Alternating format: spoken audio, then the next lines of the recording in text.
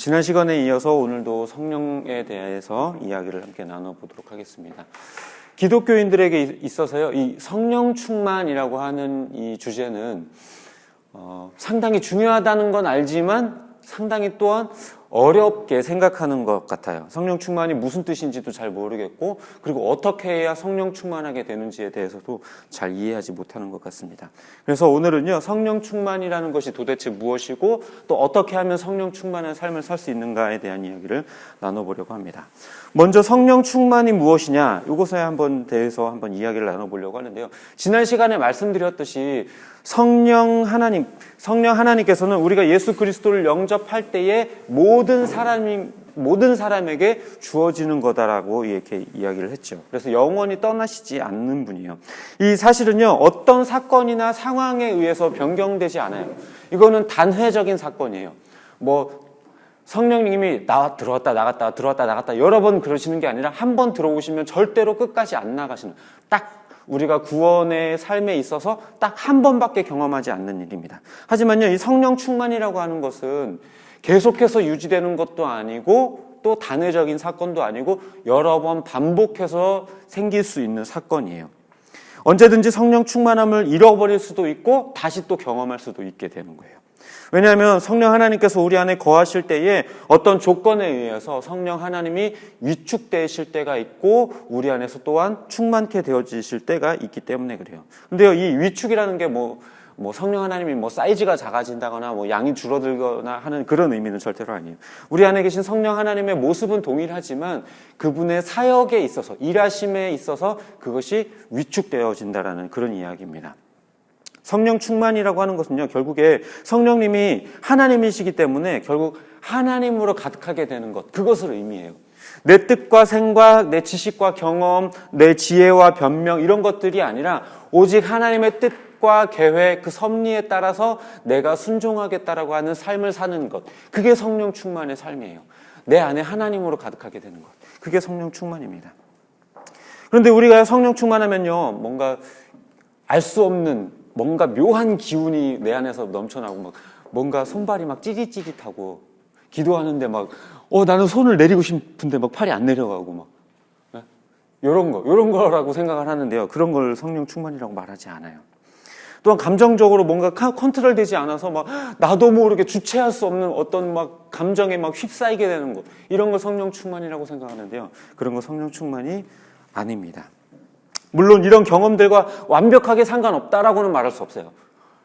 간혹 가다가 성령 충만을 경험하게 되면 이러한 감정적인 것이라든지 아니면 육체적인 어떤 경험들을 할 수는 있기는 있어요. 그러나 무조건 이런 성령 충만이 있으면 무조건 이런 일들이 벌어진다라고는 말할 수 없어요.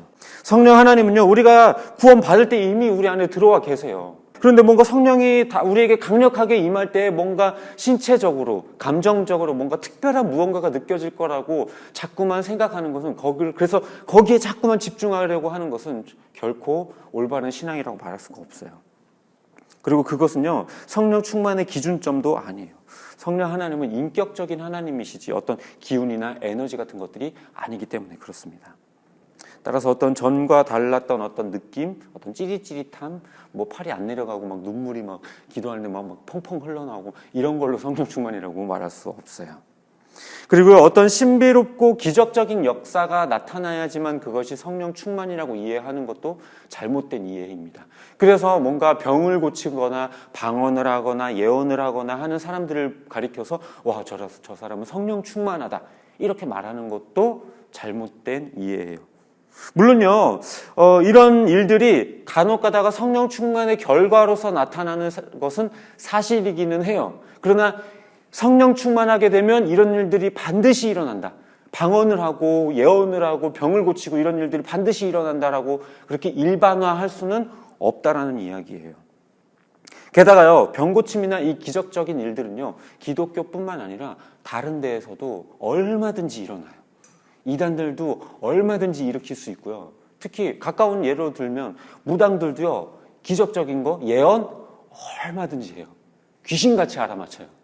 이런 기적적인 일들이 나타나는 것이 성령 충만의 결과다, 이렇게 반드시 연결 지을 수는 없어요. 물론 그렇다고 해서 그런 기적들이 100%다 사탄의 역사다 이렇게 말할 수는 또 없어요. 하나님의 역사일 수도 있고 아닐 수도 있고, 다만 성령 충만의 결과로서 이것이 반드시 일어난다라고 일반화 지을 수는 없다라는 얘기를 하는 것입니다. 다시 정리해 보면요, 결과적으로 성령 충만이라고 하는 것은 어떤 느낌, 어떤 감정, 어떤 역사, 어떤 일들, 이런 것들과 100% 연결지어서 말할 수 없어요. 성령 충만이라고 하는 것은 내가 나를 비우고 하나님의 뜻에 순종하고 내 안에 하나님이 커져 있는 것, 하나님으로 충만해져 가는 것, 그것이 바로 성령 충만이에요. 그래서 성령 충만이라는 것이 간혹 가다가 드물게 어떤 감정적인 아니면 신체적인 아니면 어떤 기적적인 일들이 간혹 가다가는 나타날 수는 있지만 그것과 동일하게 연결지어서 생각하는 것은 위험하다는 것. 그래서 성령 충만이라는 것은 인격적인 하나님이 내 안에서 가득 차게 되는 것. 그래서 그분의 뜻과 계획과 그분의 말씀과 그분의 음성으로 가득하게 되어서 내 삶이 그분의 삶을 따르게 되어지는 것. 그것이 성령 충만이라고 말할 수 있는 거예요. 자, 그렇다면요, 어떻게 하면 성령 충만한 삶을 살 수 있느냐, 이것에 대해서 이야기를 나눠보도록 하겠습니다. 사실 성령 충만에 대한 바른 이해만 있다면요, 어떻게 성령 충만한 삶을 살 것인가에 대한 것도 쉽게 이해할 수 있어요.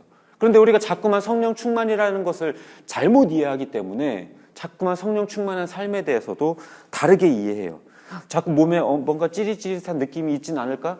기도할 때 뭔가 눈물이 나거나 팔이 손발이 떨리거나 이러진 않을까? 이거에 자꾸만 집중하게 되니까 성령 충만이 그런 거라고 우리가 오해하게 돼서 자꾸만 그것을 하려고 하기 때문에 그렇지, 오히려 우리가 체크해야 될 부분은 뭐냐면요, 내가 지금 내 고집대로 살고 있는가? 하나님의 뜻대로 살고 있는가? 이걸 체크해야 돼요. 내가 하나님의 뜻대로 지금 살고 있다면 그건 성령 충만한 삶이에요. 그게 아니고 내 고집과 내 생각과 내 계획대로 살고 있다면 성령 충만하지 못한 거예요.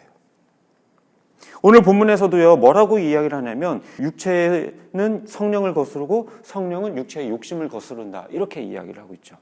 그래서 서로가 원하는 것을 하지 못하게 한다라고 이야기를 해요. 이 말이 무슨 말이냐면요, 이 육체라고 하는 이 표현은 몸뚱이를 말하는 게 아니라 우리 옛사람의 죄성과 습관을 이야기해요. 그럼 이 옛사람의 습관과 죄의 모습들은 뭐가 있을까요? 오늘 본문 밑에도 등장하고 있죠. 육체의 일은 분명하다. 19절에 음행과 더러운 것과 호색과 우상 숭배와 주술과 쭉쭉쭉 여러 가지 이야기가 나오죠. 이런 악한 일들을 행하는 모든 것들은 결국에 옛사람의 모습이라는 거예요. 죄성, 옛사람, 하나님을 믿기 이전에 우리들의 모습 속에 보였었던 그 죄성들, 하나님이 없어도 되고 내 마음대로 살겠다라고 하는 그 죄성, 그것이 육체의 일이라는 거예요. 결국에 우리가 육체대로 살면 성령을 거스르게 될 것이고, 성령을 따라 살면 이 육체의 일들을 거스르게 될 것이라고 오늘 본문은 우리에게 이야기를 하고 있는 거예요. 그런데요, 성령 하나님은요, 우리 안에서요, 우리를 강제적으로 억압하지 않아요. 무슨 말이냐? 우리가 죄를 짓기로 결정했을 때에요, 오히려 우리에게 그 자리를 내어주세요. 이거는요, 성령 하나님이 우리를 죄 가운데 그냥 유기한다거나 내버려 두신다라는 표현이 아니라 오히려 우리의 자유의지를 존중해주고 오히려 배려해 주신다라는 거예요. 심지어 죄를 짓는 것까지도.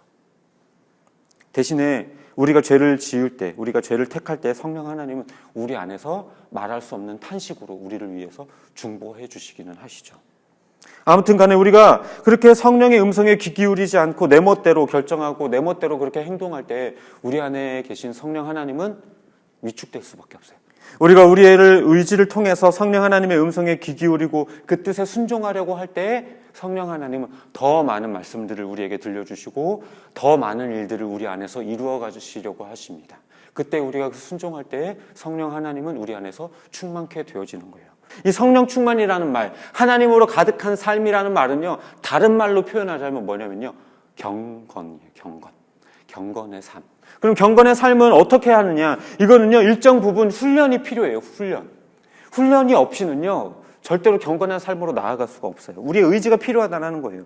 경건한 삶을 살기 위해서요, 아무런 노력도 하지 않으면서 성령 충만하기를 원한다면요, 이거는 잘못된 생각이에요. 그럼 우리가 경건의 삶을 위해서 필요한 건 뭐냐? 바로 예배, 말씀, 기도, 찬양, 나눔, 이런 것들이에요. 하나님이 우리에게 베풀어 주신 은혜의 방편들.